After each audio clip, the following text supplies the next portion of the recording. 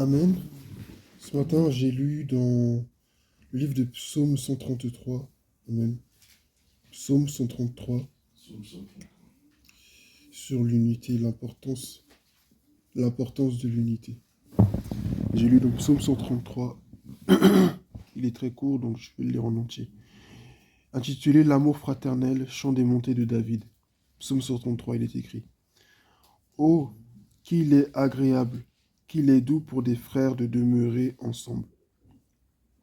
C'est comme l'huile précieuse versée sur la tête qui descend sur la barbe d'Aaron et sur le col de ses vêtements.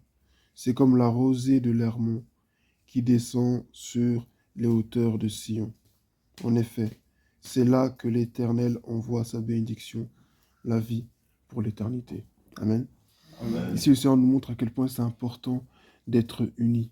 Nous avons vu les apôtres, lorsqu'ils se sont réunis dans la chambre haute pour prier, ils étaient unis. Là, il nous dit qu'ils étaient tous ensemble au même endroit. Amen.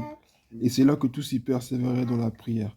Et à cause de cette unité, à cause de leur persévérance aussi dans la prière, le Seigneur a envoyé la puissance de son Esprit Saint pour faire d'eux des témoins. Amen.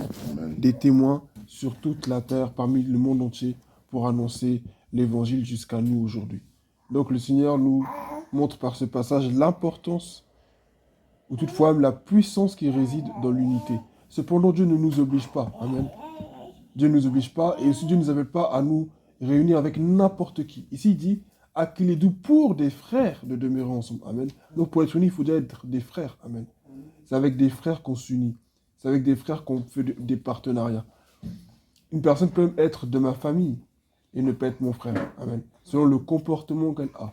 Une personne peut être de mon assemblée chrétienne et ne pas être mon frère ou ma soeur en Christ. Selon le comportement, l'attitude, même la vie qu'elle mène. Amen.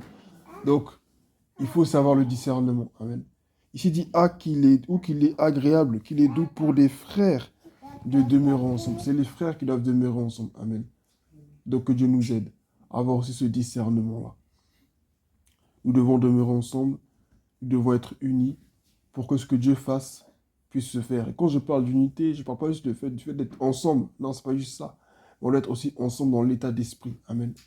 C'est non seulement physique, mais c'est aussi spirituel. C'est aussi, spirituel. Nous devons avoir le même état d'esprit. Nous devons regarder dans la même direction. Les disciples avaient beaucoup de débats entre eux, c'est vrai. Mais à la fin, le Saint-Esprit tranchait toujours. Ils devaient choisir le successeur de, comment il s'appelle, de Judas, dans le livre de Actes chapitre 1.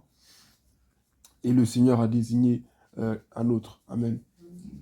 Mais il fallait qu'ils soient unis pour que ce choix puisse se faire. Ils ont prié, le Saint-Esprit a désigné. Donc, nous devons retenir 2 à 3 choses essentielles. La première, l'unité est importante parce que c'est là que Dieu bénit. Deuxième chose, Dieu n'oblige pas l'unité. Amen. Dieu ne nous oblige pas à être unis. Troisième chose, c'est avec les frères qu'on doit être unis. Amen.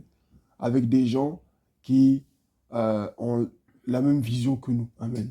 Avec des gens avec qui on partage la même vision, le même état d'esprit. C'est pas moi, je crois que Jésus est Dieu, et puis toi, tu crois que Jésus n'est qu'un prophète. Moi, je pense qu'il faut encore évangéliser parce que c'est le temps. Et puis toi, tu vas me dire que non, aujourd'hui, le monde n'a plus besoin de ça. Non. Donc, il faut que nous soyons unis aussi, non seulement physiquement, mais aussi spirituellement. L'unité est une source de bénédiction. Que notre Seigneur se bénisse.